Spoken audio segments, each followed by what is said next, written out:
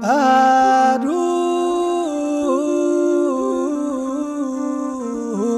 ዘእምቅድስት ሥላሴ ርዮትትናነ። ዛሬ የምናደርገው ጉዞ ትንሽ ለየት ያለ ነው።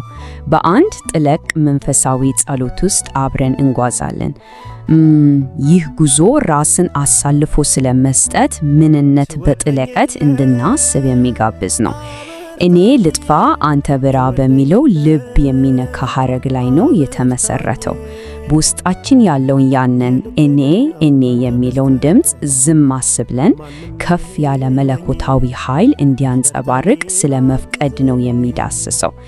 እናም በዚህ ትንታኔ የዚህን ጸሎት እያንዳንዱን ክፍል አብረን እንፈትሻለን። ጉዟችን የሚጀምረው ከዚህ ልመና ነው። ጌታዬ ሆይ አንተ የሌለህበት አልገኝ። ይህ አንድ መስመር እውነት ለመናገር የመላውን ማሰላሰል መሰረት ይጥላል። ልብን የሚያረጋጋና መንፈስን ወደ አንድ ነጥብ የሚያሰባስብ ድባብ ይፈጥራል። ራስን የማጥፋት እና መለኮታዊውን ኃይል የማብራት ሂደት የሚንቀሳቀሰው ከዚሁ መነሻ ነጥብ ነው።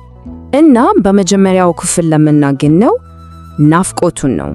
ይህ በውስጣችን ያለው እኔነት እንዲደብዝዝ ወይም እንዲጠፋ ያለውን ያንን ጥልቅ የሆነ ውስጣዊ ፍላጎት የሚያሳይ ነው። ስለዚህ ወሳኙ ነጥብ ይሄ ነው። ዋናው መልእክት እኔነትን ያው ሁሌም እኔ የኔ እያለ ዓለም በእርሱ ዙሪያ እንድትሽከረክር የሚፈልገውን የውስጥ ማንነት ማሸነፍ ነው። ታዲያ ይህ ራስን መጥላት ማለት ነው? በፍጹም። ጸሎቱ ራስን ለማዋረድ አይደለም። ይልቅስ ከግል ፍላጎቶችና ማንነት ባሻገር ያለውን ትልቁን ምስል ለማየትና ያንን ትንሽ እኔ በላቀ መለኮታዊ ፍቅር ውስጥ ለማሟሟት የሚቀርብ ልመና ነው። ይህ የማሰላሰሉ ርዕስና ዋና ልመና ነው። እኔ ልጥፋ አንተ ብራ። በዚህ አጭር ሐረግ ውስጥ በጣም ትልቅ ኃይል አለ። በራሱና በመለኮታዊ ኃይል መካከል ያለውን ልዩነት በግልጽ ያሳያል። አንዱ ሲጠፋ ሌላኛው እንዴት በበለጠ ብርሃን እንደሚደምቅ ያስረዳል። እንግዲህ ይህ ውስጣዊ ናፍቆት ከሆነ በተግባርስ እንዴት ይገለጣል? ወደ ሁለተኛው ክፍል ስንሸጋገር ምናየው ይሄን ነው። ይህ ውስጣዊ ስሜት ወደ ውጭ እንዴት እንደሚፈስ። ምክንያቱም ይሄ ጸሎት በልብ ውስጥ ብቻ ታስሮ ይቃር ነገር አይደለም። እዚህ ላይ ያለው አስገራሚ ሐሳብ ይሄ ነው። ጸሎቱ ዝም ብሎ ለመጥፋትና ባዶ ለመሆን አይጠይቅም።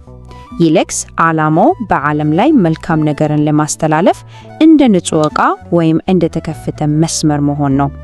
እኔ ሲወገድ የሚፈጠረውን ክፍተት መለኮታዊ ባህሪያት እንዲሞሉት መፍቀድ ነው። እዚህ ላይ እንደምናየው ምሳሌዎቹ ሐሳቡን በሚገርም ሁኔታ ያብራሩታል።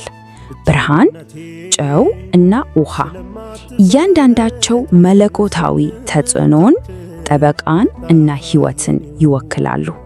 ብርሃኑ እንዲመራ፣ ጨውነቱ ዓለምን ከክፋት እንዲጠብቅና ትርጉም እንዲሰጥ፣ ውሃነቱም በመንፈስ ለተጠሙት ሕይወት እንዲሰጥ ነው ልመናው። ይህ ደግሞ ሌላኛው ጥልቅ ሐሳብ ነው።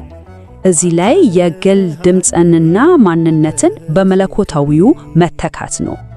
ስራ ሲሰራ፣ ሰው ሲገኝ የሚታየው ወይም የሚሰማው የግለሰቡ ማንነት ሳይሆን ያ ከፍ ያለው ኃይል እንዲሆን የሚቀርብ ጸሎት ነው። ይህ መስመር እጅግ በጣም ኃይለኛ ነው። በድርጊትም ሆነ በንግግር ሙሉ በሙሉ ራስን አሳልፎ የመስጠት የመጨረሻውን ፍላጎት ያሳያል።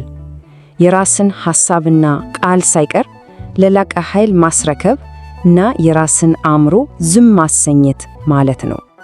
እሺ፣ አሁን የማሰላሰሉ ትኩረት ወደ ሌላ ወሳኝ ነጥብ ይሸጋገራል። ይህም በዚህ መንፈሳዊ መንገድ ላይ ሌሎች ሰዎች ስለሚጫወቱት ወሳኝ ሚና ነው። ይህ በጣም ቁልፍ ትምህርት ነው። መለኮታዊውን ኃይል የምናገኘው ከሰው በመለየትና በብቸኝነት ዋሻ ውስጥ ገብተን ሳይሆን በሰው ልጆች መካከል ነው።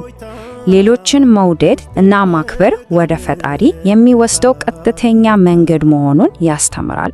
ስለዚህ ይህ በጸሎቱም ውስጥ የተሰጠ ቀጥተኛ መመሪያ ነው። ጥያቄው መለኮታዊውን ኃይል በሰማይ ወይም በሩቅ ቦታ መፈለግን ትተን በዕለት ተዕለት የሰው ግንኙነት ውስጥ እንድንፈልግ እይታችንን እንዲያስተካክልልን ነው። ይህም በጣም ተግባራዊ የሆነ መንፈሳዊ ልምምድ ነው። አሁን ወደ ጸሎቱ ኃይለኛና ወሳኝ መደምደሚያ ወደ ጉዞ ጫፍ እየተቃረብን ነው። ይህ የማሰላሰሉ የመጨረሻ ምዕራፍ ነው ማለት እንችላለን። ይህ የመጨረሻው እርምጃ ከሁሉም የላቀውን ራስን አሳልፎ መስጠት ያሳያል። እስከ አሁን ከተነሱት ልመናዎች ሁሉ የከበደና የመጨረሻው ጥያቄ ነው። ራስን፣ ማንነትን እና ያንን እኔ የሚለውን ስሜት ሙሉ በሙሉ ማጥፋት። ይሄ የመጨረሻውና ጥልቅ የሆነ ልመና የመንፈሳዊውን ጉዞ ፍጻሜ ያመለክታል። እኔነትን ሙሉ በሙሉ በመግደል ቦታውን ለመለኮታዊው ንግስና ብቻ ማስረከብ። እዚህ ላይ ነው እኔ ልጥፋ አንተ ብራ የሚለው ጸሎት ፍጻሜውን የሚያገኘው። ጸሎቱ በዚህ ቃል ይደመደማል፣ አሜን። ይህ ጸጥ ያለ ማጠቃለያ የቀረበው ልመና ሁሉ ተቀባይነት እንዲያገኝ ያለውን ጥልቅ እምነትና ተስፋ ያሳያል። ይህንን ትንታኔ የምንደምደመው በማጠቃለያ ሳይሆን በዚህ ጥያቄ ነው። ይህ ጥያቄ የግል ማሰላሰልን የሚጋብዝ ነው። እኔነትን አጥፍቶ በላቀ ኃይል ውስጥ መኖር ምን ማለት ሊሆን እንደሚችል እንድናስብ የሚገፋፋ ነው። መልሱ ምናልባት ለሁሉም ሰው የተለየ ሊሆን ይችላል።